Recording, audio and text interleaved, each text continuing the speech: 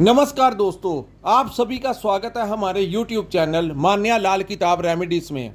आज मैं आपके साथ बात करने जा रहा हूं कर्क राशि के बारे में और आज का मुख्य टॉपिक होगा जून 2024 का महीना कर्क राशि के जातकों के साथ कैसा रहने वाला है। ग्रहों का जो परिवर्तन जून के महीने में होगा वो आपकी ज़िंदगी के ऊपर कैसा असर डालेगा। आज हम बात करेंगे आपके सभी पक्षों के ऊपर। दोस्तों, अगर आप आज सबसे पहले बात करेंगे कि आपकी आर्थिक स्थितियां कैसी रहेंगी, क्योंकि ये ज़िंदगी जीने के लिए, अपने परिवार की देखभाल के लिए सबसे ज़्यादा ज़रूरी धन की आवश्यकता होती है।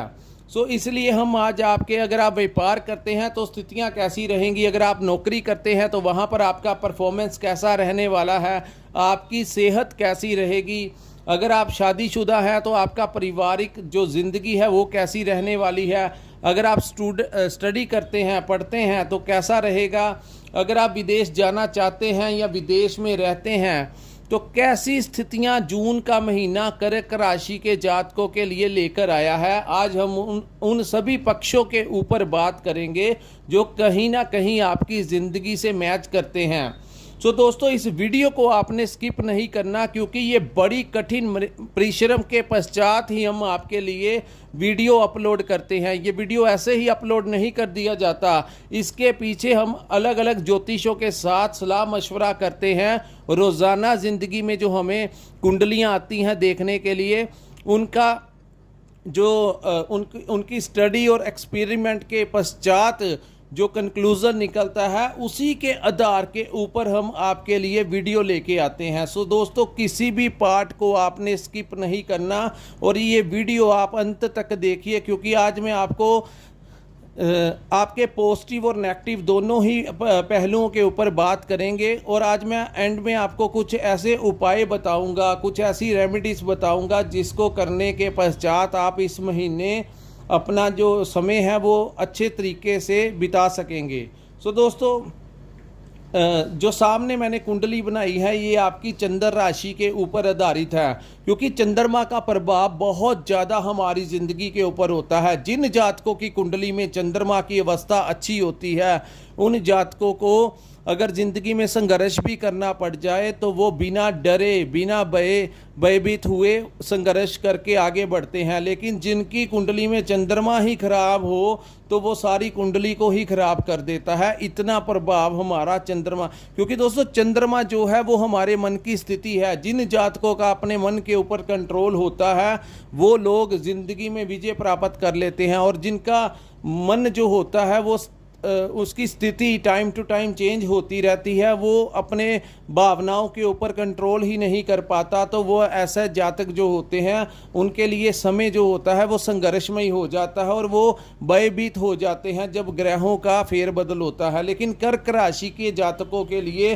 चंद्रमा हमेशा अच्छा ही होता है, क्योंकि आपकी राशि के स्वामी ही चंद्रमा हैं। आज हम बात करेंगे दोस्तों उन ग्रहों, हम आपके लिए मासिक राशिफल इसीलिए लेके आते हैं क्योंकि कुछ ग्रह तो होते हैं जो लंबे समय तक एक ही भाव में गोचर करते हैं। जैसे कि शनि देव के बारे में कहा गया है कि शनि का गोचर जो होता है वो 2.5 वर्ष के लिए एक ही भाव में बैठते हैं। हालांकि वहाँ पर वो कभी वक्री तो कभी मार्गी तो कभी अस्त हो जाते हैं, लेकिन एक भाव में वो हमेशा 2.5 वर्ष तक बैठते हैं। लेकिन कर्क राशि के जातकों के ऊपर इस समय डाइया की अवस्था भी चल रही है। शनि देव जो हैं वो आपकी राशि के अष्टम भाव में गोचर कर रहे हैं। दोस्तों, ऐसे ही राहु और केतु जो हैं वो 1.5 वर्ष के लिए आमने सामने बैठते हैं और 1.5 वर्ष 18 महीने के लिए इनका गोचर होता है और ये हमेशा वक्री चाल चलते हैं। देवगुरु बृहस्पति जो हैं वो 1 वर्ष के लिए गोचर करते हैं। लेकिन कुछ ऐसे ग्रह हैं जो हर महीने अपना भाव परिवर्तित करते हैं, जिसके कारण हम आपके लिए मासिक राशिफल लेके आते हैं। क्योंकि दोस्तों सूर्य हर महीने अपना ही राशि बदलता है, और सूर्य जब राशि बदलता है तो चाहे आपके ऊपर किसी भी प्रकार की दशा अंतरदशा ही किसी ग्रह की क्यों ना चल रही हो, लेकिन जब सूर्य किसी अच्छे भाव में आते हैं तो आपको काफ़ी रिलीफ देते हैं, आपको इज्जत मान देते हैं। अब हम बात करेंगे आपके लगन भाव में दोस्तों चंद्रमा, जहां पर मैंने 4 नंबर लिखा है, ये आपकी कर्क राशि है।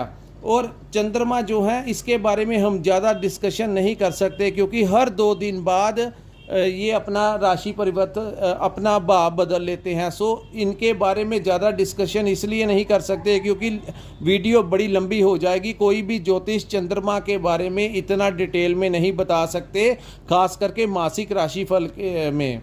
सो दोस्तों, लगन जो है वो आपका ये कर्क राशि की कुंडली है। अब हम बात करेंगे आपके केतु की अवस्था कैसी रहेगी। केतु आपके साहस और पराक्रम भाव में गोचर करेंगे। हालांकि ये गोचर जो है वो लंबे समय तक रहेगा, लेकिन हम बात करते हैं कि जून के महीने में कैसी अवस्थाएं होने वाली हैं। अभी तक वो साहस और पराक्रम के भाव में गोचर कर रहे थे, जिसके कारण आपके अंदर साहस और पराक्रम बढ़ रहा था, लेकिन कहीं ना कहीं आपके भाई बहनों के साथ जो रिलेशन थे वो खराब हो रहे थे। लेकिन दोस्तों, जैसे ही गुरु का गोचर 1 मई को आपकी कुंडली में हुआ, सो गुरु की उच्च की दृष्टि पड़ने के कारण केतु को कुछ ना कुछ लगाम डलेगी। जो डिस्टर्बेंस परिवार में किया हुआ था, आपके भाइयों के साथ, जो भाई बहनों के साथ, आपके दोस्तों के साथ कुछ ना कुछ रिलेशन खराब किया हुआ था, अब वो रिलेशन जो है वो आगे से बेहतर होने की उम्मीदें होगी। और उन्हीं दोस्तों और मित्रों की वजह से अब आपकी ज़िंदगी में कोई लाभ होता हुआ दिखाई दे रहा है। हम बात करेंगे व्यापार की जो स्थितियां हैं वो कैसी रहेंगी। दोस्तों, व्यापार, अगर आप व्यापार कर रहे हैं तो इस महीने आपको विशेष सफलता मिलने के योग जो हैं वो दिखाई दे रहे हैं, क्योंकि इस महीने मंगल जो हैं वो आपके 10वें भाव में गोचर करेंगे। हालांकि डाइया चलने की वजह से कुछ लोगों को बहुत ज़्यादा परेशानियों का सामना करना पड़ रहा। जो लोग व्यापार करते थे उनको कोई क्लाइंट नहीं मिल रहा था, उनको नया कोई प्रोजेक्ट नहीं मिल रहा था, कोई नया टेंडर नहीं मिल रहा था, काम काज के हालात जो थे वो इतने अच्छे नहीं थे। लेकिन जून महीने में एक बड़ा बदलाव आपको देखने को मिलेगा, क्योंकि कुछ समय से आपके ऊपर काफ़ी ज़्यादा बर्डन पड़ा हुआ था, काम काज के हालात जो थे वो अच्छे नहीं थे।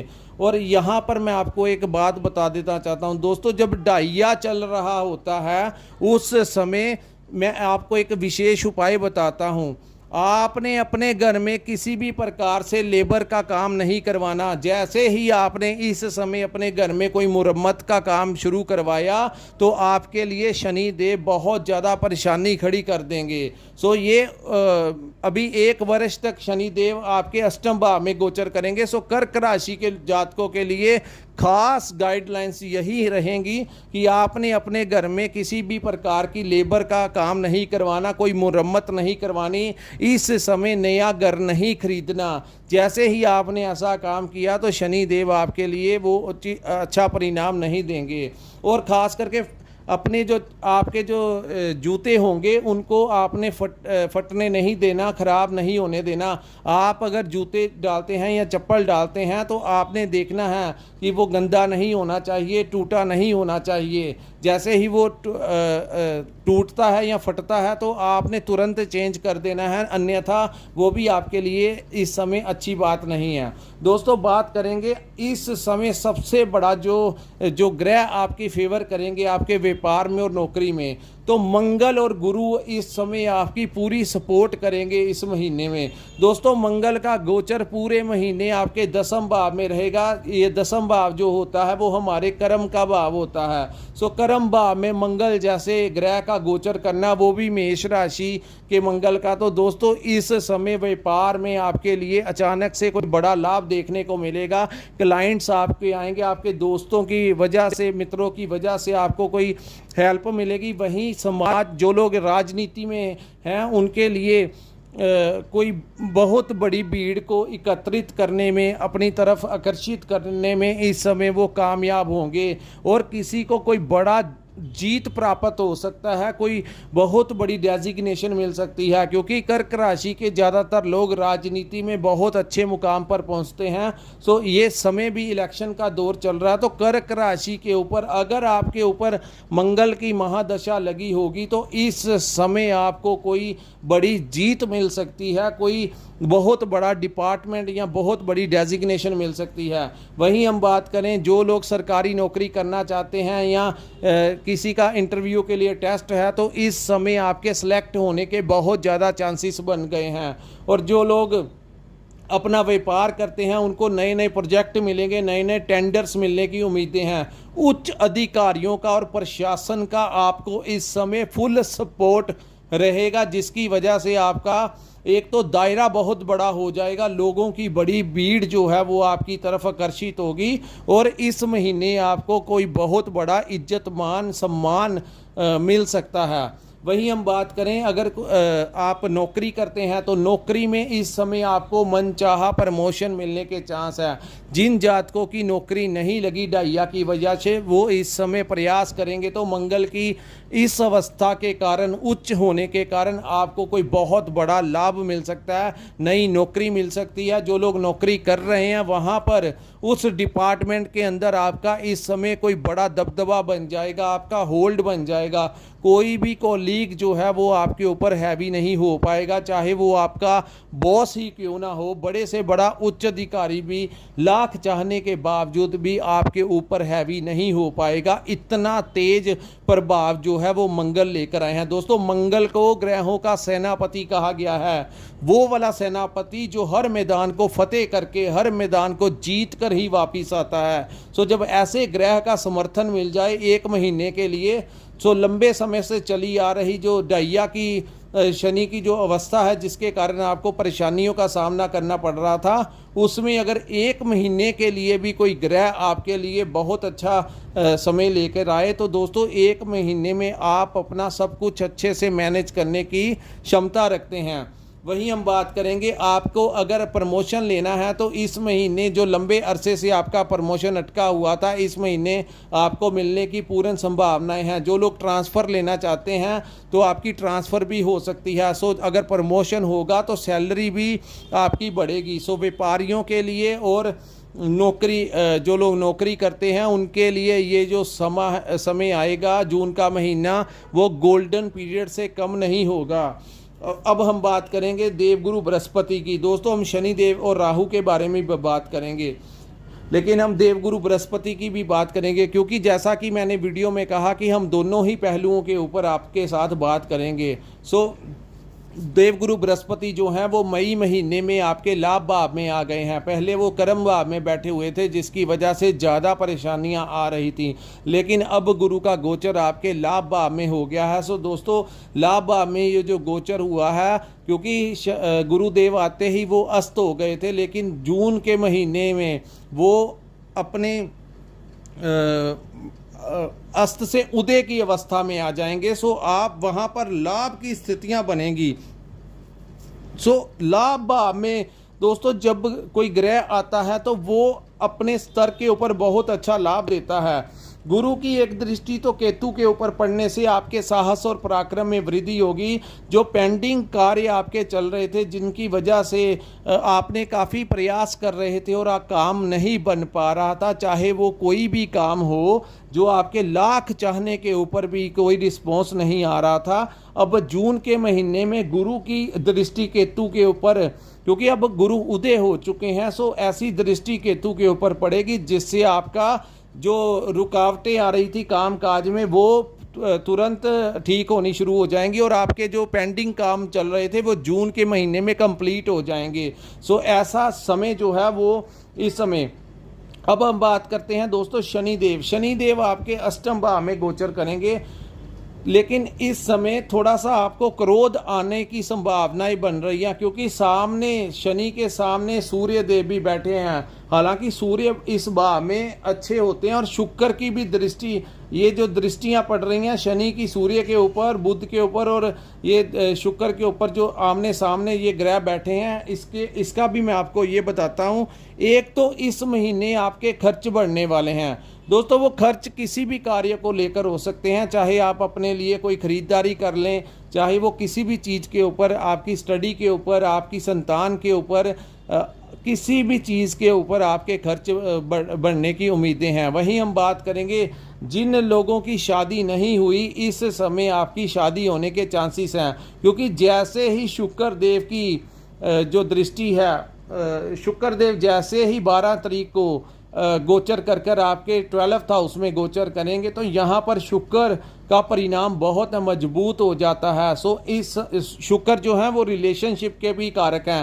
हालांकि प्रथम 15 दिन गुरु के साथ सूर्य, बुध और शुक्र यहाँ पर बैठे होंगे, जिसकी वजह से चार बड़े ग्रह जो हैं वो आपके लाभ भाव में बैठेंगे। महीने के पहले 15 दिन जो होंगे वो आपके लिए बेहतरीन रिजल्ट लेकर आने वाले हैं। क्योंकि दोस्तों आपको ये मालूम होना चाहिए कि हमारे शास्त्र कहते हैं कि रावण का जब बेटे का जन्म होना था इंद्रजीत का, तो रावण चाहता था कि सारे के सारे ग्रह जो हैं वो मेरे बेटे की कुंडली में 11वें भाव में बैठ जाएं, 11th हाउस में बैठ जाएं। लेकिन ऐन समय के ऊपर शनि देव ने अपनी दृष्टि टेढ़ी कर ली, जिसकी वजह से उसको अकाल मृत्यु प्राप्त हुई। लेकिन दोस्तों आप ये सोच सकते हैं कि जब प्रथम 15 दिन जो सभी ग्रह जो हैं वो आपके एकादश भाव में बैठेंगे तो कितना बड़ा लाभ की युति जो है, 4 बड़े ग्रह जो हैं वो आपके लाभ भाव में बैठेंगे तो बहुत ज़्यादा अच्छा रिजल्ट आपको मिलेगा। सो महीने के पहले प्रथम दिन तो आपके लिए बहुत ही ज़्यादा उत्तम होने वाले हैं। 15 दिन उसके पश्चात सूर्य देव भाव बदलकर 12th हाउस में चले जाएंगे, बुध भी 14 को भाव बदल जाएंगे और शुक्र जैसे ही भाव बदलेंगे। सो दोस्तों इस महीने शादी जिनकी नहीं हुई उनके शादी होने के चांसेस बन जाएंगे। आप अपने लव पार्टनर के साथ या मैरिज पार्टनर के साथ कहीं भी घूमने जा सकते हैं, कहीं टूर लगाने जा सकते हैं, रेस्टोरेंट में खाना खाने जा सकते हैं या उनके लिए शॉपिंग कर सकते हैं। सो ये अवस्था जो खर्चे बढ़ेंगे वो ज़्यादा उम्मीदें होंगी मिडल ऑफ द मंथ के बाद। जैसे ही 15 जून का समय निकलेगा आपके खर्चों में बढ़ोतरी होने के आसार दिखाई दे रहे हैं। सो ओवरऑल मैं यहाँ पर ये कहूँगा कि ये जो खर्च होंगे आपको अपने सुख के लिए ये खर्च होंगे, आपके अपनी लग्जरी लाइफ के लिए होंगे। शुक्र जो कि वाहन सुख के भी कारक हैं, सो आप अपने लिए इस समय कोई नया वाहन खरीद सकते हैं, चाहे 2 व्हीलर हो चाहे 4 व्हीलर हो। तो इस समय जो ओवरऑल देखा जाए तो समय बहुत ज़्यादा फेवर करेगा, क्योंकि पुराने पिछले कुछ महीनों से जो चली आ रही डाइया थी उसके प्रभाव में बहुत ज़्यादा कमी आ जाएगी और ओवरऑल यहाँ पर अकेले शनि जो हैं वो आपका इतना ज़्यादा नहीं बिगाड़ पाएंगे कुछ। सो ओवरऑल देखा जाए तो हर तरफ से कर्क राशि के लिए जून 2024 का महीना जो है वो फेवरेबल होने वाला है। अब हम बात करेंगे जो लोग विदेश जाना चाहते हैं। दोस्तों इस महीने आप प्रयास कर सकते हैं, जो अगर आपने वर्क वीज़ा के लिए, स्टडी वीज़ा के लिए या टूरिस्ट वीज़ा के लिए आपने अब्रॉड जाने के लिए अप्लाई करना है तो इस महीने आप कर सकते हैं। आपको वीज़ा मिलने के बहुत ज़्यादा चांसेस जो हैं वो बन जाएंगे। और वहीं जो लोग विदेश में रहते हैं उन लोगों के लिए ये जो समय होगा वो बड़ा फेवर करेगा, क्योंकि शुक्र जैसा ग्रह जब 12th हाउस में गोचर करेंगे तो विदेश में रह रहे लोगों के लिए व्यापार चाहे वो करते हैं, अगर नौकरी नहीं मिल रही थी, परेशानियां आ रही थी अपने व्यापार में भी नौकरी में भी, तो इस समय स्टेबिलिटी आएगी, आपके लिए बड़ा लाभ लेकर आई है ये युति जो बनेगी। क्योंकि एक तरफ सूर्य बुध की युति, बुध आदित्य योग, दूसरी तरफ शुक्र और बुध जो है वो महालक्ष्मी योग का निर्माण करते हैं। तो इस भाव को खर्च का भाव कहा जाता है, इस भाव को यात्राओं का भाव कहा जाता है। सो 15 तारीख के पश्चात आपकी यात्राएं होने की संभावनाएं बढ़ जाएगी। वो यात्राएं चाहे आपके व्यापार के लिए हो, चाहे आपकी नौकरी के लिए हो, ट्रांसफ़र भी हो सकती है, चाहे आपने घूमने फिरने जाना होगा, किसी भी प्रकार से कर्क राशि वालों का टूर लगने का कोई ना कोई बहाना बनेगा। सो ग्रहों की ये जो दशा है वो आपके लिए बहुत फेवरेबल रहेगी। और ख़ास करके जिस भाव में ये गोचर हुआ है इसको इंपोर्ट एक्सपोर्ट का भाव भी कहा जाता है, इसको विदेश का भाव भी कहा जाता है। सो इसका मैं आपको अर्थ समझाता हूँ कि जो लोग इंपोर्ट एक्सपोर्ट का काम करते हैं उनके लिए बहुत उत्तम समय रहेगा।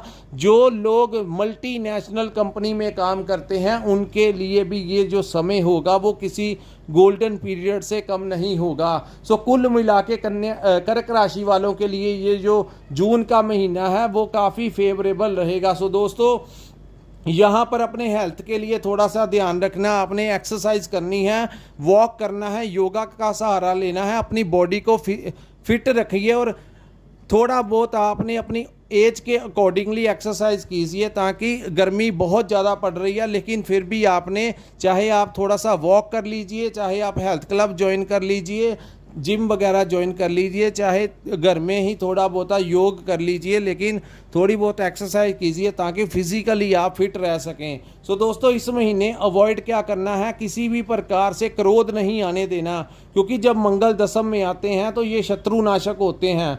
एक एटीट्यूड बहुत ज़्यादा आ जाता है, गुस्सा आता है। दूसरा, शनि और सूर्य की दृष्टि आमने सामने पड़ने से आप अपने पिता की हेल्थ का ध्यान रखिए, उनके साथ किसी भी प्रकार की बहस में मत पड़िए।